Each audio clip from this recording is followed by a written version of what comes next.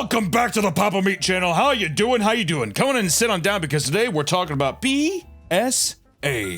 Public service announcements. More importantly, children's public service announcements. I think we all are afraid of our children slipping, getting hurt, abducted, eating something they shouldn't, and the only way for them to digest this information is in video format. And today we're going to be talking about a very strange, albeit fascinating, children's PSA that happened overseas in Great Britain back in the 1970s, eh? When, you know what, telling the kid, you just had to be a little more blunt with it. You had to traumatize children back then. That's one thing we don't have now is we don't have traumatizing media. Sometimes, like let's say if you needed to warn a child not to play near a power line, you would make a following video that maybe goes like this. Go on, get it. We're not supposed to go in there. Oh, go on, there's a gap down there. Oh, that's just perfectly placed on it too. It's just like so inviting too. We're just on this fancy shaped pieces of metal. Come on in.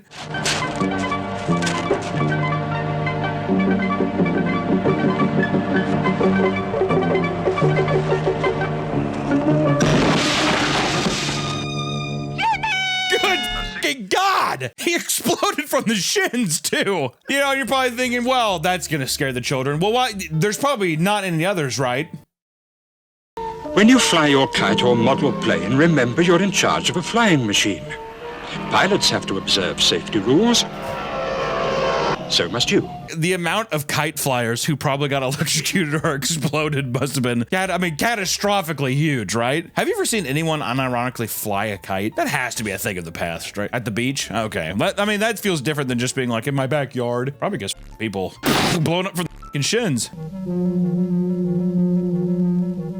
Just immediately standing next to a power line. String or nylon can conduct electricity, especially when they're wet.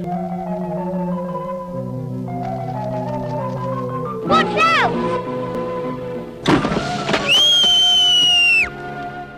Kill them again, dude. Watch out! There can't be any more of them, right? They say, stay out. Okay. All right. Moving on from that. Or maybe you just want to have a video talking about how teach your kids why you need to wear a seatbelt, right? Timmy, I'm gonna teach you know how we're in the car and mom drinks a lot, and you have to buckle up in the back seat. If you don't, this is what's gonna happen. Press play, Michael.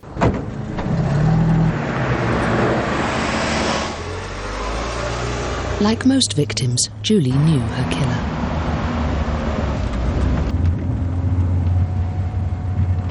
It was her son. He wasn't wearing his seatbelt. After crushing her to death, he sat back down. Think, always wear a seatbelt. Oh my God. This does not help women drivers and the plague that surrounds them, dude. Justice for women drivers. Justice for us men on the road, am I right? Or what about fireworks safety? You know, sometimes you like to get a couple Chinese firecrackers and have some fun with your friends. I think that's fine. I really wish that there was some kind of video that helped you know how to be safe, though. Yeah, well, you're too strict, you are. I'm not strict, I'm fair. Not out giving any harm, is it? Yeah, you can't hold kids back, though. I'm not saying hold him back. I'm sorry, Hunter. Is something funny? I'm saying there's such a thing as discipline. Fair discipline. I like the kid. I like his buddy just running away. Where is Kevin this afternoon with all those Oriental fireworks, eh? That can't be right, huh? Probably shouldn't say that, huh? All right, anyways. For over a generation. And that's about the way It makes it delicious. Wait! I want to thank our great, dear, beautiful, unbelievable friends at Bad Dragon. Bad Dragon is the home to all of your fantasy, toys. If you're trying to spice up things in the bedroom for yourself or maybe a partner, consider going over to Bad Dragon and seeing all of the amazing goodies they have to offer. Let me tell you, I've been to the facility. I've met the people that make it. It's like Willy Wonka's goddamn chocolate factory over there. Whimsy, mystique, quality, precision, royalty, class. Bad Dragon's products are not only just amazing, but the quality control that they do, the customer service that they have, and how fast that they get the products out with their shipping is pretty fucking awesome, just from a consumer standpoint. And like I said, so many unbelievably talented artists come together to make these awesome designs, and maybe it's time for you to put a little something in your drawer or on your shelf, as I do, because they're art pieces, basically. They're amazing. Bad Dragon has been a continuous, long-time supporter of this channel, and I gotta tell you, man, they're our favorite. Sorry, every other brand. We love Bad Dragon the most. Okay? So if you want to spice things up in your own life, or maybe for a significant other, head over to Bad Dragon and tell them Papa Meat sent ya. Thank you, Bad Dragon, for sponsoring the video. And hey, let's get back to the video. The list of public safety videos goes on and on. Any particular kind of harmful incident, the British have probably made a horrifying public service announcement video about it. But there's some that I just want to take time to talk about today that I found truly remarkable, especially because it feels so oddly specific, yet here we are, okay? On George and Betty's night of romance, things got a bit too hot to handle. Before we dive into these, we need to talk about a little bit of backstory to the old UK and some of the stuff that's been happening around there, eh? After World War II, the British government wanted to educate the public on safety issues that were prevalent within society. It's funny that it's kites and... it's kites and farm equipment. That's what it's going to be. So the Central Office of Information, or the COI for short, started to produce public information films, aka PIFs. These were safety videos on how to survive a nuclear attack, protecting the environment, or not wasting water. They started off fairly tame from the 40s to 60s, but by the time the 70s rolled around, COI wanted to throw a wrench in how the information was being showcased. Instead of just telling people safety information through boring educational videos, they decided that it would be much more effective to create brutal films and commercials showcasing children dying in various dangerous scenarios. That's a big ramp up immediately. 60s is just someone just being like, why don't you just turn off the faucet, eh? And the next one, it's a girl like drowning in a bathtub.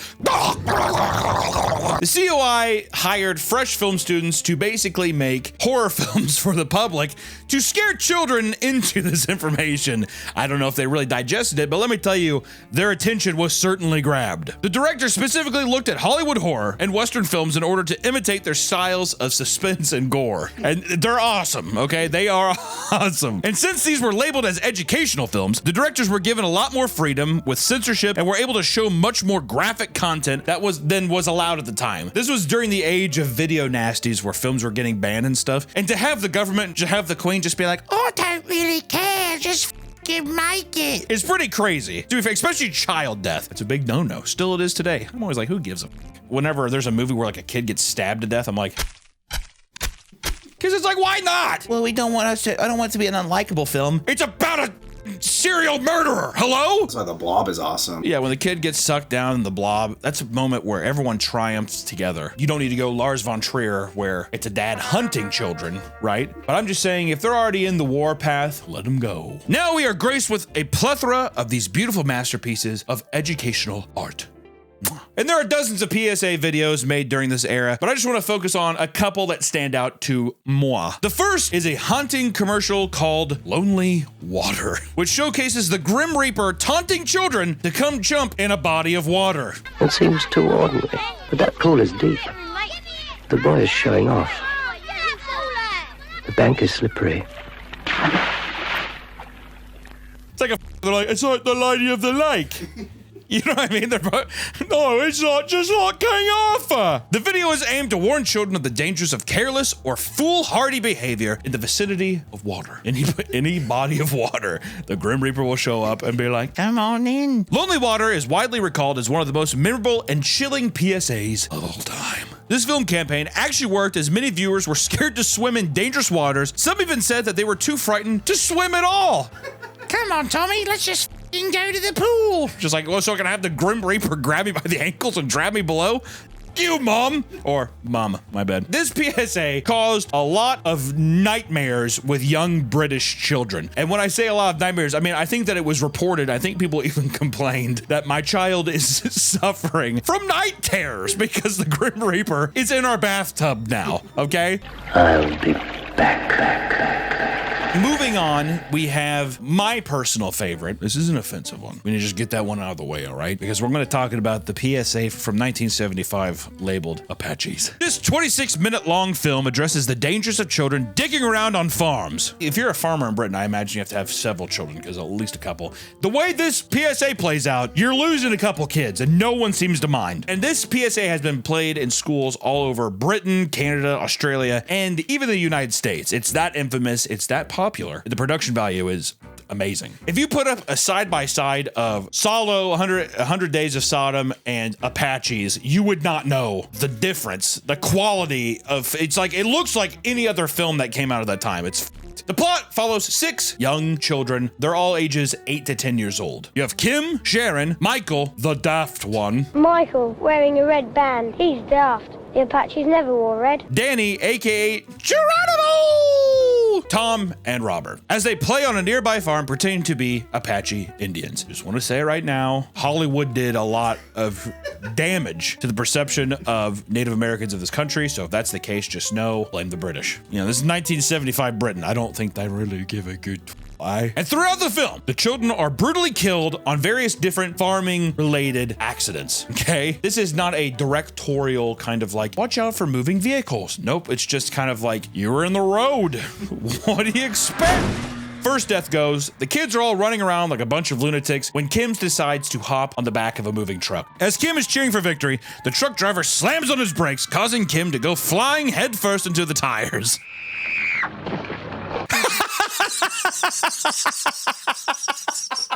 I'm sorry, Hunter. Is something funny?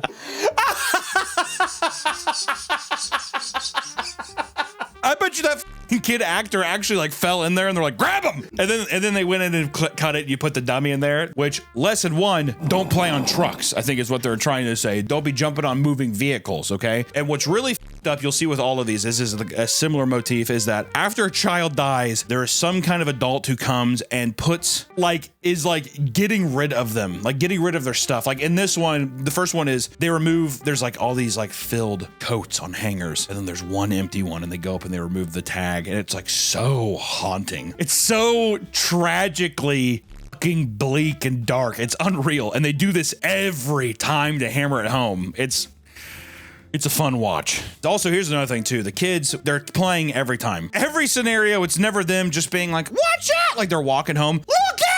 Never that. They're always playing. So we have no idea the lapse of time between them. So it almost reads as either the first day or just the next day. And they just don't care. No one cares. But a day or two passes and the kids are back on the farm again. This time playing kick the can and hide and go seek. I've played hide and seek, but the kick the can part was very odd. It did make me feel, I was like, this is like an old European thing. Okay, because here in America, we just close our eyes. We don't have to kick a can. Watching the kids run around and they keep focusing in. They're doing a really good job by holding the suspense, but you just know, you're like, oh, yep, there's gonna be a scythe that comes down and hits the girl in the neck, or, oh, I bet that bull's gonna kick that kid in half. We finally get to death number 2. Tom is being chased by Danny, and whoops, Tom slips in the slurry pit, aka it's just a pit full of cow shit, and he drowns. Ah!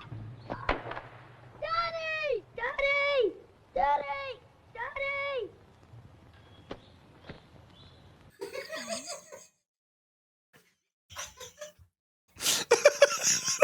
I hate that shot when they show the kid looking like this, because it makes me think, I'm like, oh, he knows he's in there and he's not saying anything. Ah! And then he just drowns immediately. You're especially in shit water. That's all poop. It's a slurry pit. Which I want to say, Danny looking off was very suspicious. By this one, you can kind of tell too, he's kind of the leader of the group. He's kind of our main guy. Lesson 2, don't play near pits of hell and shit. I guess this one could also be water. I think it's specifically the slurry pits, because that was like a big problem. Oh, so it's okay. So this one is just for the time, they're just like, these kids, goddamn. We're having to scour and scuba dive down these slurry pits to find all these pale beauties. A decade or so later, they had to tell farmers to cover up their slurry pits. It was that bad. That many British children were falling into slurry pits where they're just like, I hate to do this to everyone, but we're just gonna have to throw a net over all of it. With the second death, they take stuff out of his desk. Once again, another very tragic thing, but then it's just once, we don't see anybody mourn. Usually, that's why I was surprised here, because I expected to see like a mom. You know what I mean? Oh! We move on to death number 3. Which more time passes, once again, could be 30 minutes, could be a day, not enough time. We know that the kids are back on the farm again, and boy, oh boy, are they playing. This time, the kids all huddle around each other and pour a mysterious liquid from a bottle they found in the barn. And there is, I'm pretty sure, a part where one of the British kids says something like, "A little bit of firewater from the white face." In celebration of our victory, we will drink the white man's firewater. Because they're playing Apaches.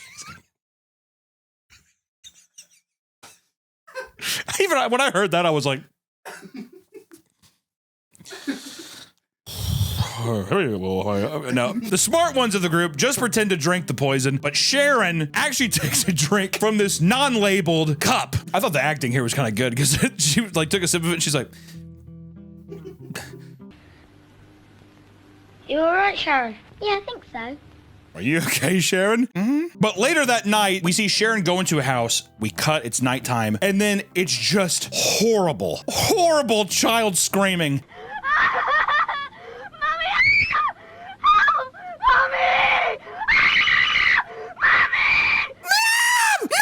I mean, it's wild. And once again, you cut to the next day, and the mom is just taking shit out of her room. She's just like, well, that one's gone. That's why earlier too, I was like, these guys gotta have like 8 children. They're like, well, there goes Sharon. Yeah, can I make it me room, Mom? Their lesson 3 is don't drink mysterious liquids. You dumb little bitch. I felt so mad because I actually like Sharon. Out of all the kids, I was like, she seemed the coolest. We move on to death number 4. The next day, the kids go back to playing without any time to mourn once again, and we're gonna beat that to death. I cannot tell you, this is a no-fat 20 minutes, okay? There's no room for emotion. This is just telling you how it is. Shut up, saphead! Ready? Ready. 1, 2, 3. Freeze! Double look out!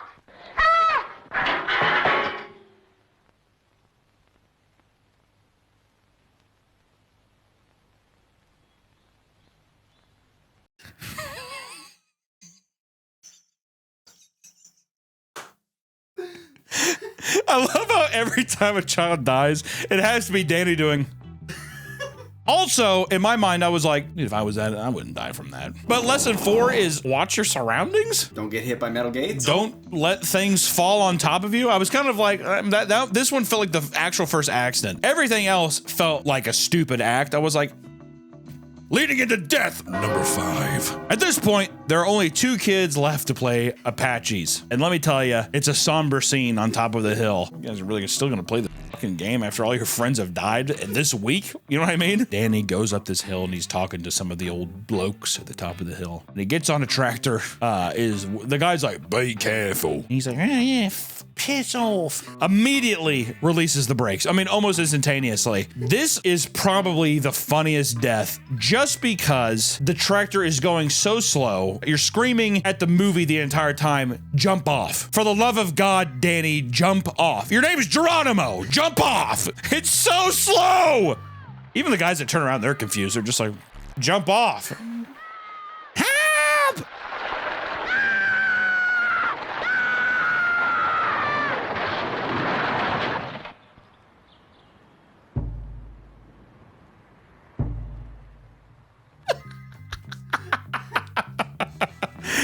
There's just something about a small British child being like, ah! And then just like seeing like a dummy with like, they like tape or glue the hands to the steering wheel and it's just like going down a hill. They barely hold a fucking beat before they show his mom just sitting in his room like, it's the first time that we see any emotion from anybody of someone being like, this was his room. The lessons, of course, is being stay off heavy machinery.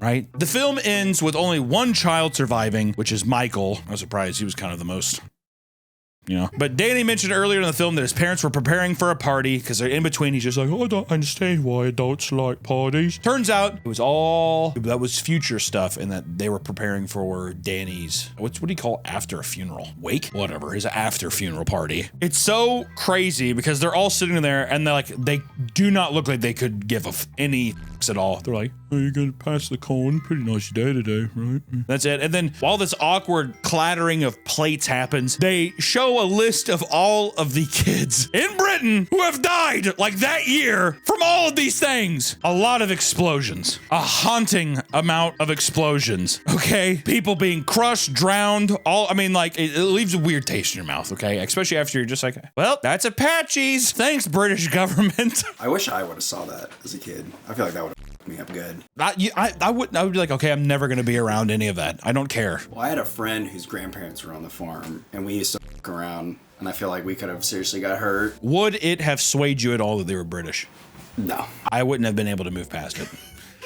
Knowing me as a kid, I'd be like, they sound funny. They sound weird. Is this Harry Potter or what? Next up, we have a beautiful PSA called The Finishing Line. This is a controversial PSA, all right? This is a surreal nightmare is what this PSA. This is a fucked, like, weird... Like a Horrifying movie. It is, yeah. It's a Horrifying movie. It feels like a Michael Haneke movie or like a Lars von Trier movie or some shit. It feels weird. It all takes place inside the mind of a demented child who thinks of 4 horrible, tragic, sickening games that you can play on a train track. This whole PSA is about, yeah, don't go near train tracks. And they decide to be like, well, what if it was from the mind of a child who's thinking about going on the train tracks? And this is what they came up with, haunting. The short starts off with the headmaster of a school warning children not to play on a train tracks, but the camera zooms slowly on the sadistic child as he starts to tell us his imagination. And when we say that the headmaster of a school warns the children, it sounds like God yelling at human beings for all the wrongdoings, does it not? Some of you have been playing on the railway again.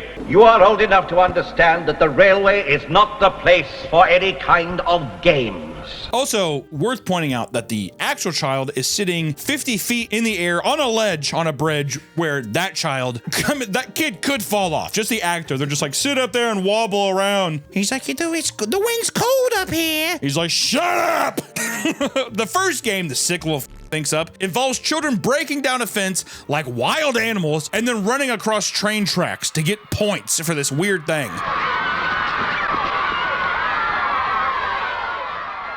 Through all the chaos of the children screaming, to not even hear the girl be like, ah! She's just is like, oh, they're passed out. And this is up too, because you know those kids could have moved this little girl. They could have. There's 8 of them. She weighs 30 pounds. Like, get that off the train tracks, dude. Nope. Okay. And there you go. Oh, wait, what's even horrifying is they pick the body up and they show it after it's smushed. Well, yeah. They show away because you're like, oh my God. Oof. And then after the fact, they're just like, nope, by the way, her bloody dead body right here. Take a look. All right, here we go. And then once again, you have to picture that this is once again inside the mind of a child. And you move on to game 2, which the game is throwing rocks at trains, which I have heard, people have thrown rocks at trains before, but the point system is like, if you break through the windows or if you hit the people in the cart, you get points. And they're throwing these color-coded rocks at these trains. The train stops. At first, it kind of looks like, oh, he's gonna be pissed. You're like, oh shit, because even the kids are like, cut inside the train. The guy's like walking around. He's like, green through the rock through the window. Fantastic. And it like the camera pans out a bit and there's a guy like, oh, like blood everywhere. He's like, all right, hit a passenger. Walking through and then the train conductor's like, like bloodied and battered. And they do another point system. You get more points for breaking the kid's face open. My God. You move on to game 3. The next game is some weird game of chicken where the kids have to run across the track while the train goes like 100 miles an hour. The game makes no sense. It's like a person has to stand with a sign. By the time the train gets to the sign, the person flips it like a go. It's on stop and it goes to go. And they're supposed to run across, but instead like 7 kids just get plowed. And you're like, they do their little tallies up again and people are just like, oh shit. Oh, there goes my team. It's a goddamn massacre. It's 6 to 10 kids just brutally murdered. And there's just blood all over the tracks. It's gruesome as shit. And then game 4 is, this kind of messed me up a little bit. It's called the Great Tunnel Walk. Does that not sound just cryptid and horrifying? The objective of the game is to walk down a 3-mile pitch black dark train track and to see who gets on the other side first. Here's the kicker. They send trains down the tunnel, so you gotta just play, and there's no lights on the train. That's one thing I saw too. Whenever watching the video, I'm like, there's no lights on the train. So you can hear it coming, but good luck! And like, it takes a weird moment and the camera pans down to the tunnel and you just see like this kid like limping, covered in blood, walking out, whatever, and they're like, great job, you got first, okay? What's your name? And you see see like kids limping out, and then of course everyone else in the tunnel is just dead. Then it cuts to a bunch of parents carrying hordes of dead children and like laying them ceremoniously on the track. And it's like this actually kind of artistically like pretty cool shot, but I was just like, just a weird sadistic game, which honestly, these kind of things, I'm like, of course a child would think of this. You know what I mean? It's like no empathy or care. They're just like, and then people had to walk through the train and whoever comes out first wins. Which the final shot of the film is you zoom out of a child's face as he still thinks about his train game. Like the film doesn't even end with him being like, nah, I'm okay. It's him still being like, what other game can I think of? This is a more evil PSA. This one, the other ones, you're like, oh, the kids, you know, sure, there's some funny stuff. This one, I was like, that's a psychopath. And at the end, I like how you're supposed to be like, don't go near trains. It's like, no, stay away from kids dangling off a 50-foot train archway. When I was at a train, my mom told me, don't play by the train tracks. There's this story of these two 10-year-olds who stole like a 3-year-old and threw rocks at him at a train track and let him get run over by a train track. That shit fucked me up for life. My mom told me when I was like 8 years old. We need to start making a PSA for your ass, dude, for real. The last PSA we're talking about is Building Sites Bite, made in 1978. The film was made to warn children of the dangers of playing on construction sites. And it was made in response to more than 20 children dying in 1977 due to building sites accidents. 20 children, that's a lot. Why are you in construction building sites? Farms, you can be like, oh, animals, or oh, like my family works on it. What the fuck is bringing your child to work? You know, like why are you there? The film all takes place inside the head of a boy named Paul and his sadistic fantasy of torturing his cousin Ronald. The British really had a hard-on for like being like, it's all from the perspective of a weird child. As you see, Ronald wants to be an architect or a surveyor when he's older, but his cousin Paul thinks he's stupid and he looks like a toad. And there's a very uncanny incident where you like have him wear a toad mask and he's like, ribbit, ribbit. I remember I was like, you can tell Ronald's a bit of a timid little bird. And I think his probably not so intelligent cousin is jealous, and he's just like, oh, you're so special, you look like a fucking frog. Also, the way Paul is looking at Ronald is so seductive. The only thing he didn't do was do the lip bite. Otherwise than that, he was just like... Paul has the sick and twisted thought of wanting to stick Robert in a construction site and see if it'll get him killed, because he's just like, you could never live here in this deconstructed neighborhood of misfits like me and my sister live in, eh? So he puts Ronald through a ringer of tests to see if his construction site knowledge holds up and if he would survive. We move on to our test. Test number 1. Ronald ignores every warning sign that is in front of him. He randomly picks up a stick and starts stoking the flames of an already burning fire. He kind of like aggressively shoves at it like a primate. Ronald's like walking around like a weird ditch. He sees his dog down there. He's waiting for people to rescue him. The walls miraculously cave in and crush him. And you just see his dead hand. Test 2. Ronald walks into a dilapidated house. Again, Ronald ignores the danger signs and walks up the stairs and almost falls out a window. Ronald grabs a live wire and gets electrocuted.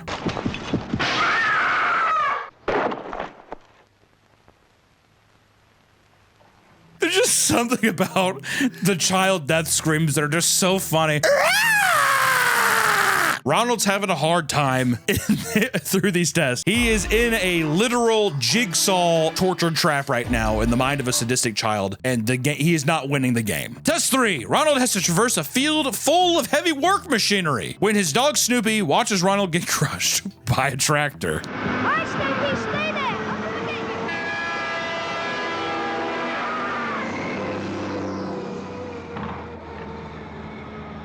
A bloody shoe is all that remains. We can't show that shoe. That shoe is caked in blood, dude. Test 4. Ronald walks through a brick house renovation, but then Ronald, unfortunately, slips on a pipe.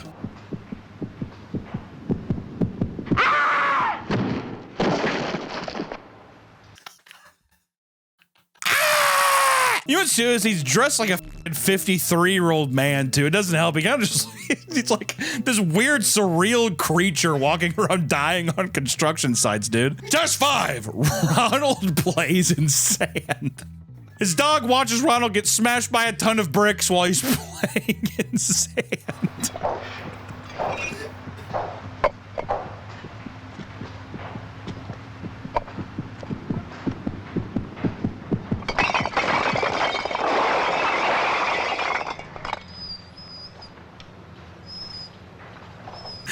This kid, and they keep snapping him back, like reviving him and having him do these tests, but he gets crushed or is just laying bloodied and battered at the end of every fucking test. What's really funny is throughout the whole thing, they keep telling him read the signs, and every skit is him ignoring the signs. Ronald, read the sign. Okay, maybe I will. And then he gets electrocuted. Ah! And then the last test, test 6, the crane, which Ronald's cousin watch him drown to death.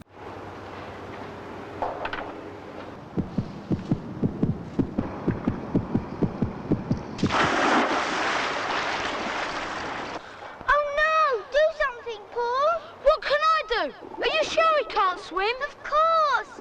Ronald! Ronald! Ronald! Not even much of a fight, it's just him under the water. But luckily, it was all a fantasy and Ronald's fine. I feel like the real Ronald could have survived that, dude. He was well put together. I think the little pig cousin, I think he's the one who would have been drowning and tripping and all that stuff, you know what I mean? In conclusion, scaring kids to get them to learn lessons is very valuable and funny, and I think we should continue to do it. I think scaring children is one of the funnest things to do. See you next time. No. Fairy tales and stories and urban legends just aren't enough, dude. Instilling fear with these PSAs, I think, needs to be a long-standing tradition, and I'm glad that these epicenters of knowledge exist today. And I think that we need to bring it back, dude. I don't know how, but we need to bring it back. Until next time, these are some creepy, weird British PSAs, and we'll see you in the next one. Bye-bye.